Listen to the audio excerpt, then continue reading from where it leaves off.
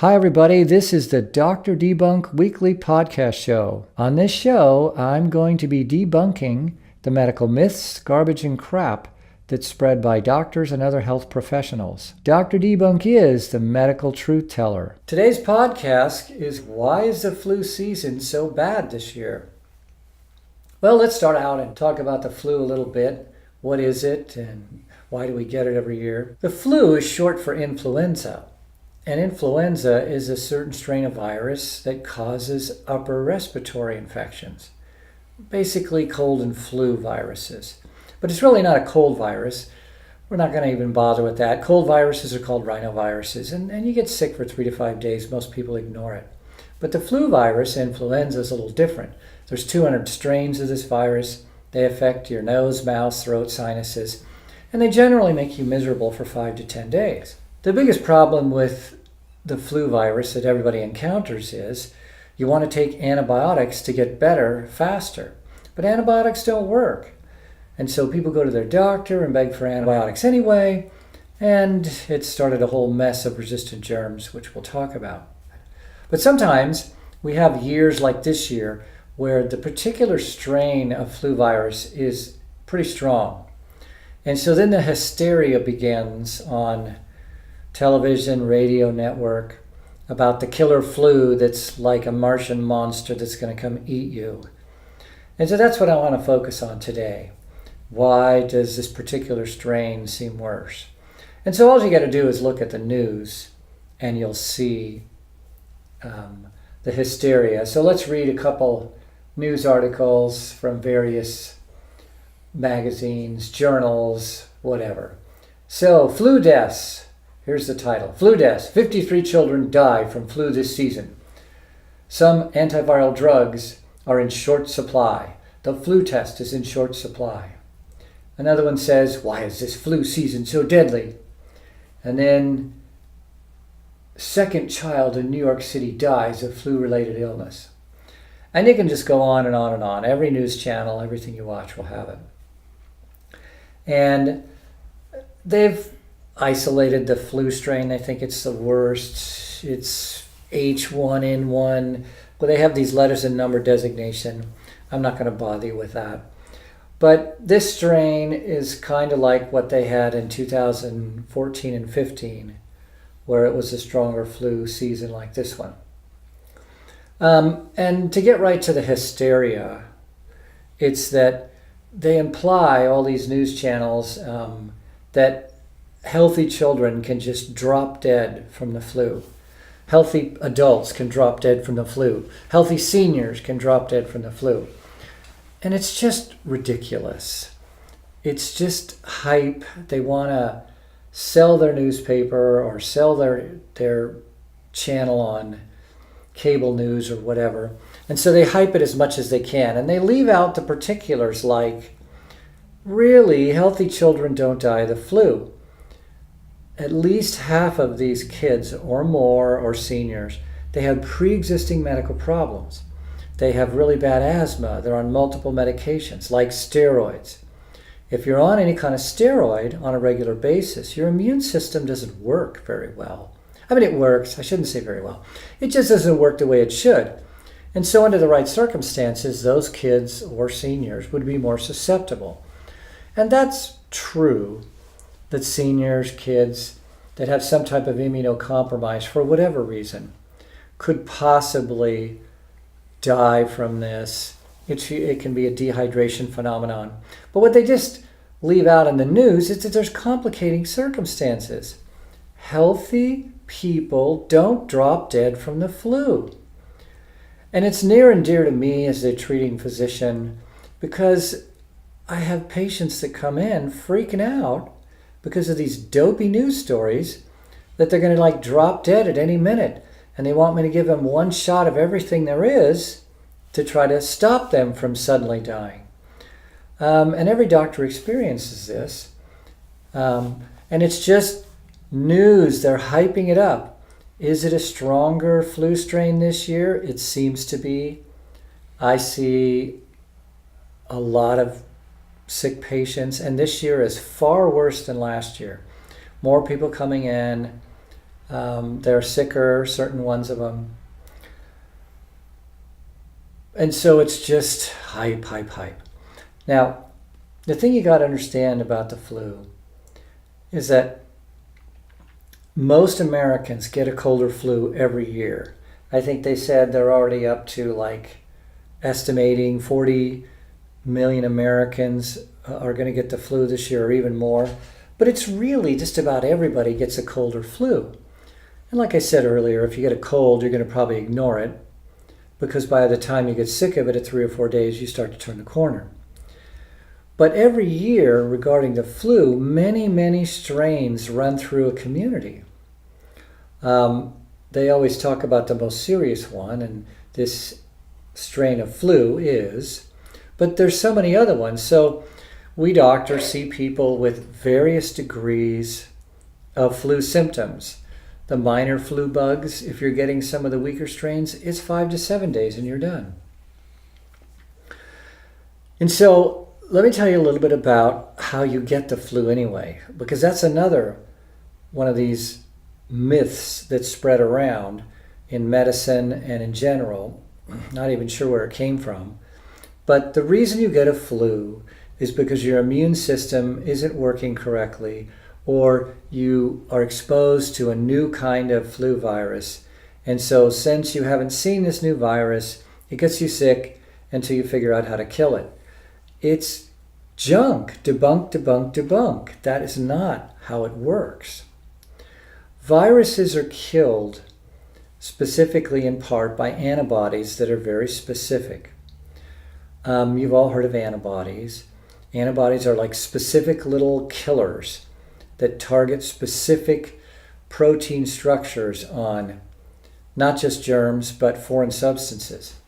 And they are very specific, but they also can be broad. And so as you develop antibodies over the years of your life to many different viruses, they cover other viruses too. And then we have all these other immune modulators. Think of them as police. We have lots of different kinds of police in our bloodstream. And all of them play a role as germs get into your bloodstream to kill them off. And so what happens when you get sick, what's really happening, it's the total viral load. It's the total viral exposure at any moment in time. And so how it works is, let's say you walk into a store somewhere, and after that, within about 12 hours, you start to notice a tickle in your throat or sinuses. And then that starts the whole process. And then you would remember from then on, that's when I got sick. I know it. I went to the store, and 12 hours later, I started to feel it, and it was downhill from there. But then you realize, well, nobody coughed in my face. I wasn't, exposed like I was in some kind of hospital where everyone's sick. What happened? What's different about that encounter?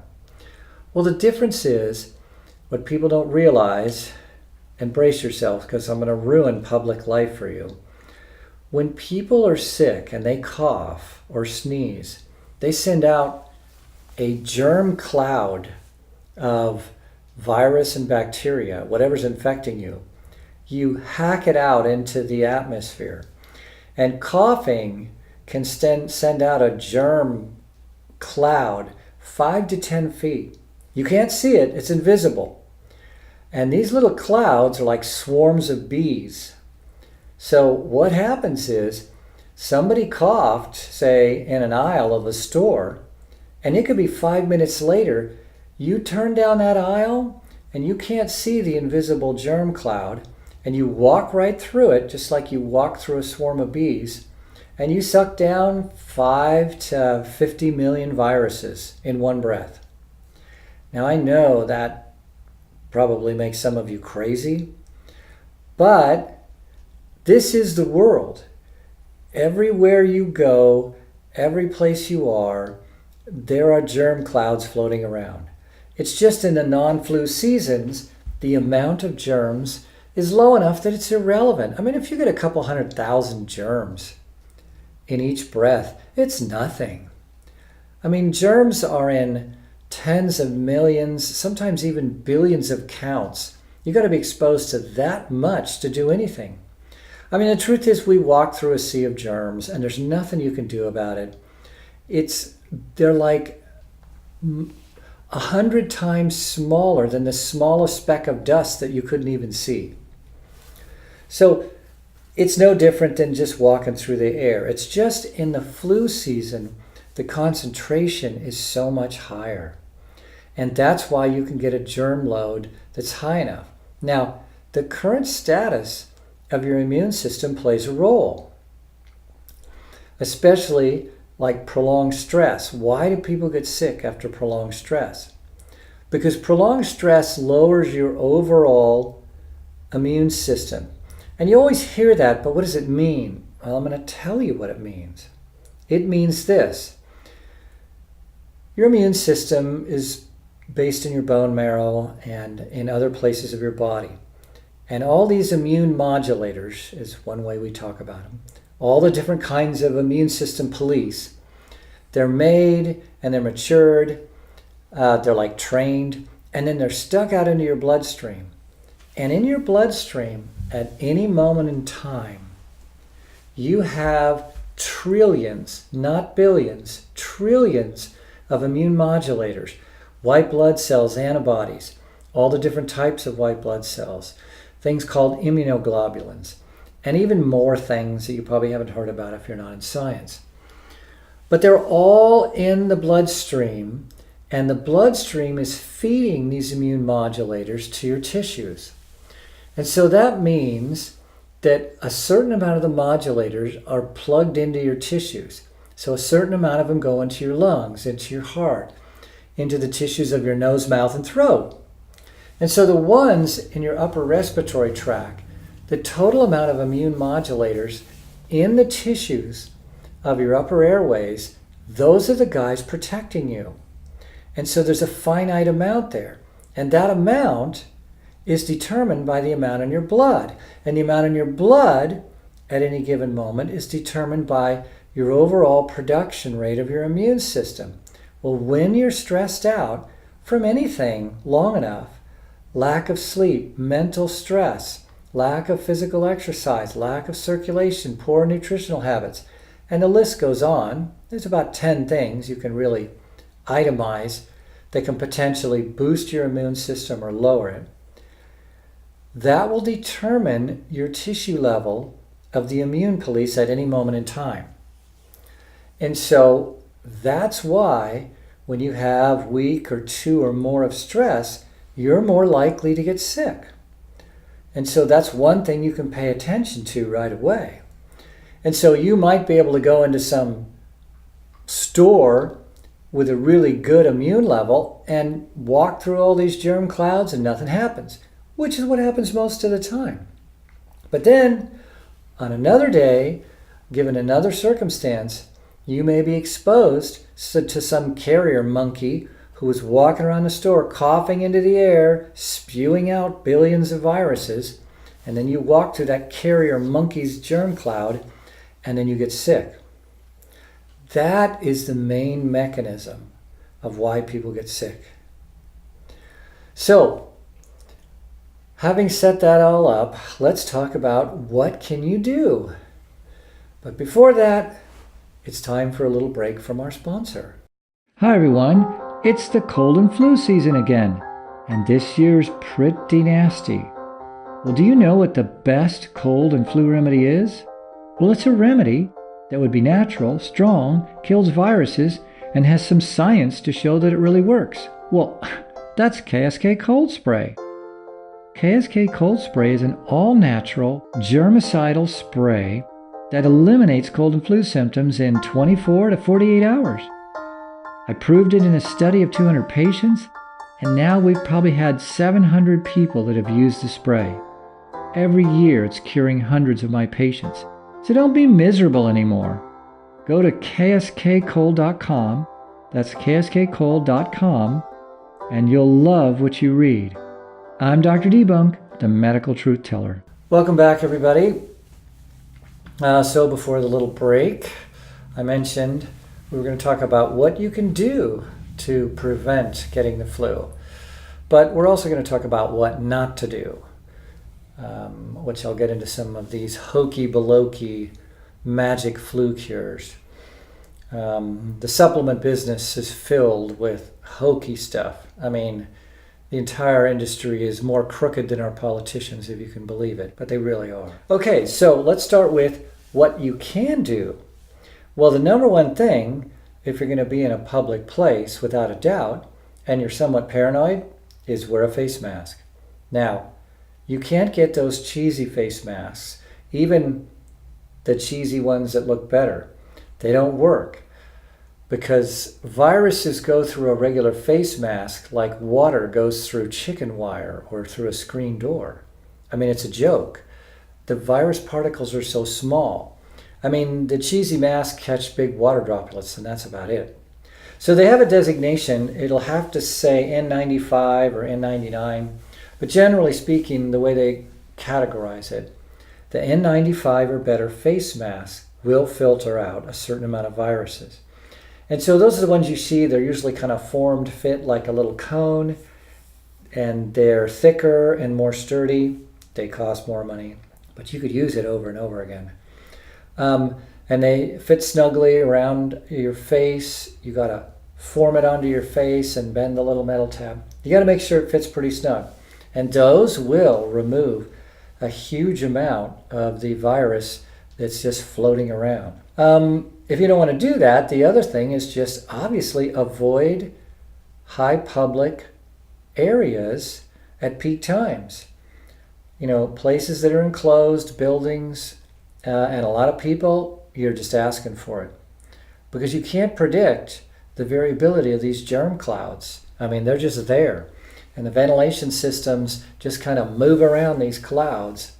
And then finally, they settle out. Now, on the other side, as far as immediate things, is this whole industry of dopey so-called natural products. And they are dopey. There's a bunch of popular products that are some mixtures of herbs and vitamin C and zinc and other nutrients. And they're very popular. You've heard of them. They don't work. They can't work. Scientifically speaking, they can't work. Here's why. You know, they can put various amounts of vitamin C, zinc, and some other minerals, and a lot of herbal products. There's a couple of them out there. And the problem is, if you look at the amounts that are in there, there's not enough of the substances for a hamster, let alone a human being. I mean, let's talk about vitamin C. You know, it's the magic cure for the cold and flu that's been around forever. And there's a fair amount of science here. And here's the dilemma. You can't take enough vitamin C orally to change your blood level enough to get enough vitamin C into the tissues, and then somehow the vitamin C would have to magically kill the virus. Or you would say that, well, the vitamin C is stimulating your immune system in a great way, and then that helps you kill the virus. It doesn't work that way. It can't work that way. You get better because you were going to get better anyway. And the timing of the product is all it is. It's a placebo effect. The same with zinc. Now, zinc is a very well documented germicide. It kills germs. And there was an old product that was sold, a nasal spray years ago, that was just pure zinc. And if you OD'd on zinc, if you sprayed a ton of it in your nose, mouth, and throat, basically empty a bottle in a day, it would be enough to kill off the germs, just the way KSK works. That's why KSK works, because it's all germicidal. It's not a magic immune booster like all these products try to say. And the zinc works, but the problem with zinc is it'll screw up your sense of smell if you use too much of it.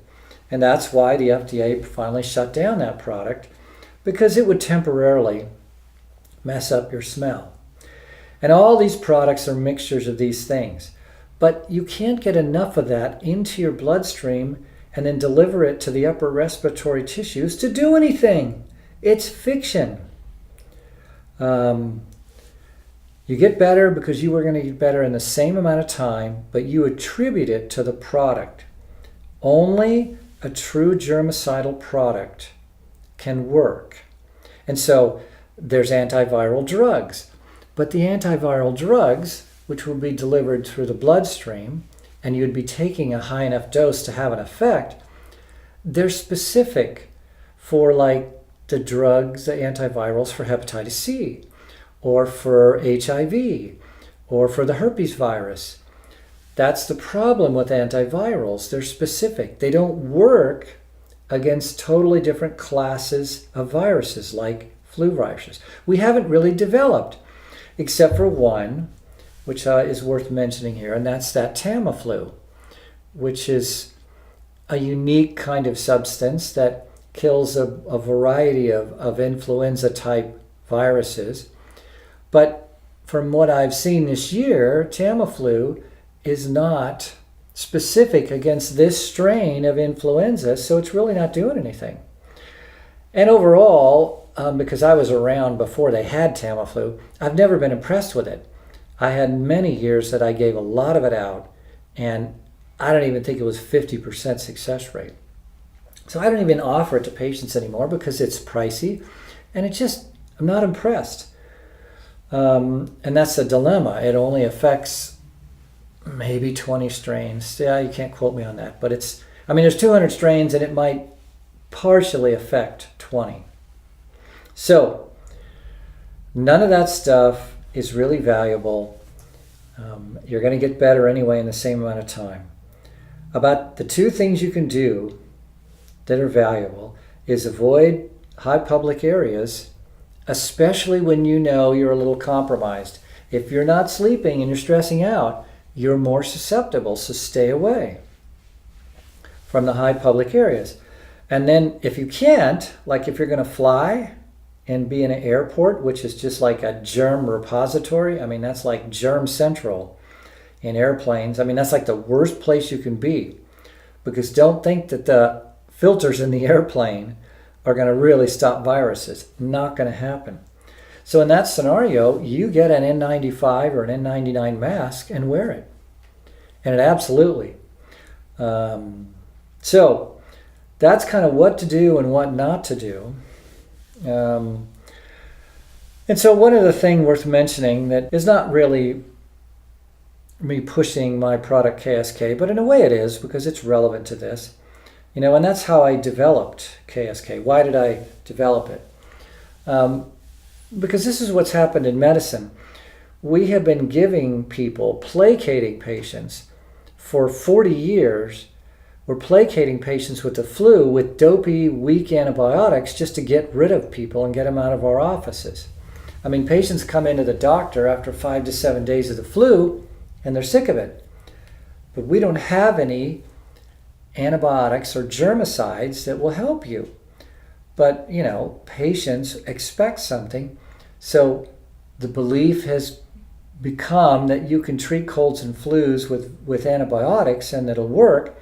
And so patients beg us for them and they bug us. And so for 32 years, I've been bugged by patients for the magic snake oil antibiotic to make you better. And I resisted it and resisted it and resisted it. And about 3 years ago, I just got worn out. I was just sick of it.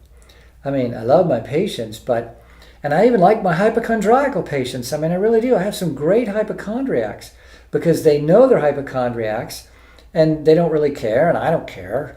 Who doesn't have their hypochondriacal behavior about something in life? We all do. And so I've never minded that, but it just gets to the point where it just wore me out. And so I began to do what I despised. I started giving people dopey penicillin or amoxicillin or some of these other antibiotics that used to work for like strep throat and other bacterial infections.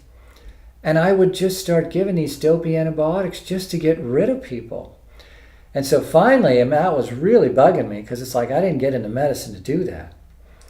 And so that really led me to, it was one of the things that led me to start looking at, isn't there some natural stuff that could maybe help people get better a day or two faster? And after much trial and error and anguish, that's where KSK was birthed, because it is a true germicide. And And it really does work if you start it early enough. It just is amazing. But anyway, that's kind of where that came from. And so to conclude on today's little talk about the flu, and I'm probably going to do another one because there's just more information that'd be helpful to you to understand the truth about this.